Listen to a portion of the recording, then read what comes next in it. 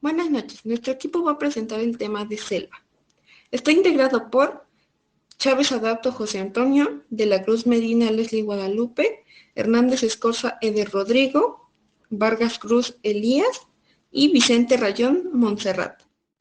Una comunidad es un grupo o asociación de poblaciones de dos o más especies diferentes que ocupan la misma área geográfica al mismo tiempo, también conocida como biocenosis. El término comunidad tiene una variedad de usos. Atributos.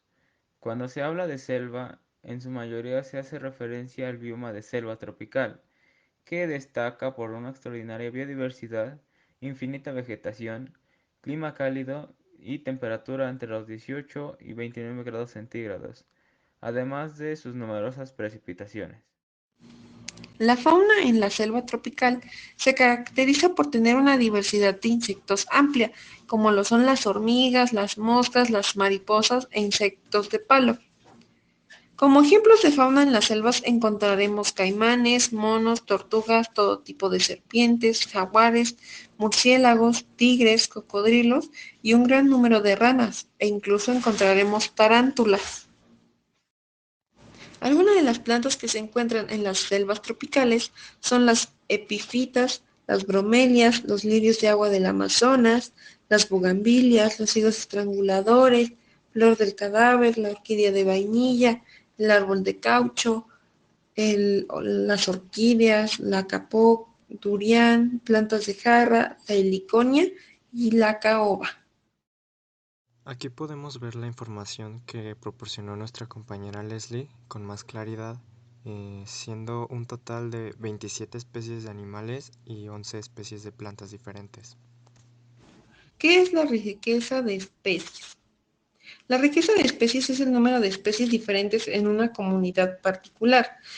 Como por ejemplo, si encontramos 300 especies en una comunidad y 3000 en otra, la segunda tendría una riqueza de especies mucho mayor que la primera. Un ejemplo que va muy acorde a nuestro tema es el de la selva amazónica. La riqueza que existe es de 100.000 especies de invertebrados, 3.000 especies de peces de agua dulce, 378 especies de reptiles y 400 de anfibio, así como 427 especies de mamíferos y unas 1.300 especies de aves.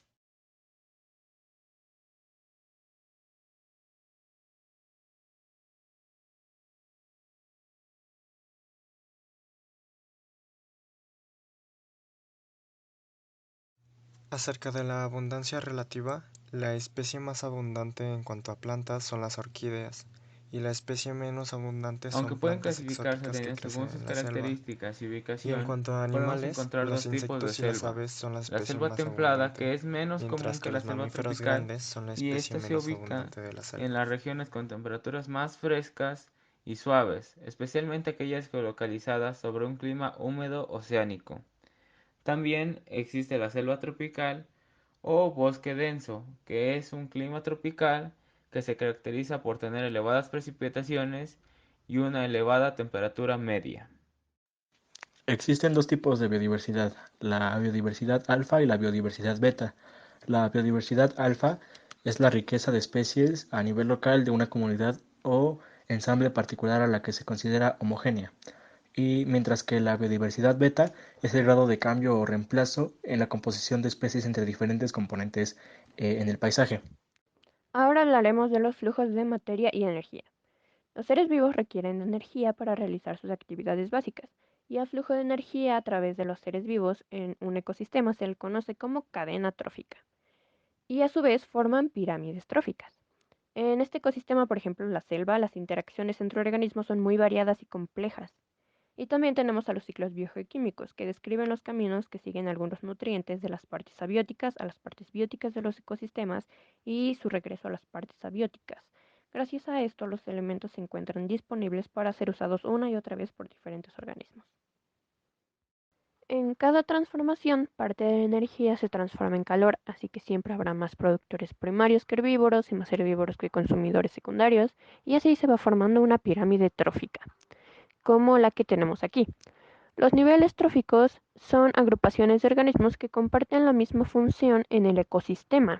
En el primer nivel trófico de la pirámide encontramos a los productores, que son los organismos autótrofos, o sea, las plantas. Y bueno, gracias al clima húmedo de este ecosistema que es la selva, que pues clima húmedo y cálido, existe una vegetación muy variada y muy grande. Entre, bueno, todo eso existe el zapote, ceiba, caoba, molinillo, matapalo, cedro rojo e incluso crecen bromelias, musgos, líquenes, helechos, plantas rastreras y orquídeas. El siguiente nivel son los consumidores primarios, que son quienes comen plantas. En su mayoría son herbívoros como los capibaras, los tapires, acotíes, algunos murciélagos, monos, tucanes, loros y algunos insectos. Después de eso están los consumidores secundarios, que son animales que se comen a otros animales, y pues por esto son animales carnívoros, entre los que están las aves de presa, los ocelotes, ranas, iguanas, otros murciélagos, halcones, búhos y serpientes.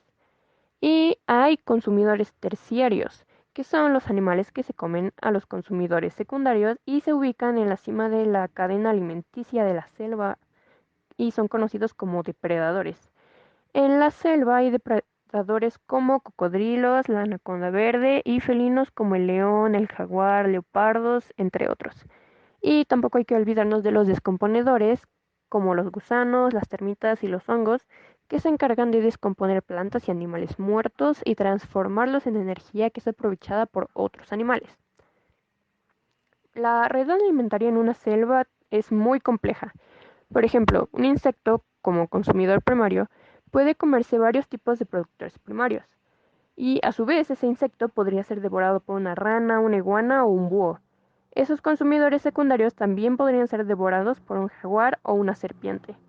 Y el jaguar o la serpiente también pueden comerse a un consumidor principal, como un agutí o un loro, haciendo que las interacciones se parezcan más a una red que a una cadena. Y por otro lado, tenemos a los ciclos bioquímicos, que como ya mencionamos, son los caminos que siguen los nutrientes, que son los elementos y moléculas que constituyen la estructura básica de la vida. Tenemos el ciclo del carbono, nitrógeno, fósforo, azufre y bueno, del hidrógeno, que es el agua. El ciclo del carbono ya lo conocemos, se encuentra en la atmósfera en pequeñas cantidades, las plantas lo toman para incluirlo en la fotosíntesis, estas son consumidas por animales y es liberado de nuevo a la atmósfera o vuelve al suelo.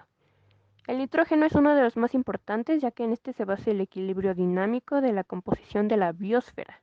Los seres vivos requieren nitrógeno para la síntesis de proteínas. El papel del fósforo es indispensable ya que es absorbido por las plantas, está presente en las estructuras del ácido nucleico, en sustancias intermedias de la fotosíntesis y también en la respiración celular. El azufre está incorporado en todas las proteínas y pasan de las plantas a los animales, de consumidores primarios a los secundarios y así sucesivamente hasta que mueren y las bacterias los descomponen y entonces el azufre puede ser utilizado nuevamente por las plantas. Y pues el agua ya, como ya sabemos, es necesaria para todas las formas de vida. Límites de las comunidades. Existen ecosistemas que se encuentran separados por límites claros, por ejemplo, una laguna, un jardín o un charco. En los ecosistemas terrestres los límites pueden establecerse a partir de diferentes tipos de vegetación. Sin embargo, a veces no es tan fácil definir la frontera de un ecosistema o distinguir sus subsistemas, y esta decisión debe tomarse de forma arbitraria. Muchas veces los accidentes geográficos nos ayudan a delimitar un ecosistema. Por ejemplo, un río o una montaña son barreras infranqueables para ciertas especies. Ahora hablaremos de la dinámica espacial y temporal. Una población presenta una estructura espacial y temporal. En la espacial tenemos la disposición, que es cómo se ubican los individuos en el espacio, la estructura del hábitat, que es cómo se distribuyen los individuos de una población entre distintos tipos de hábitat, y las metapoblaciones, que es cuando el ambiente que es habitable por los individuos de una población se encuentra fragmentado y en cada uno de esos fragmentos hay una subpoblación que en conjunto forman la metapoblación. Y en la estructura temporal tenemos que, bueno, comprende los ciclos diarios, estacionales y multianuales de abundancia.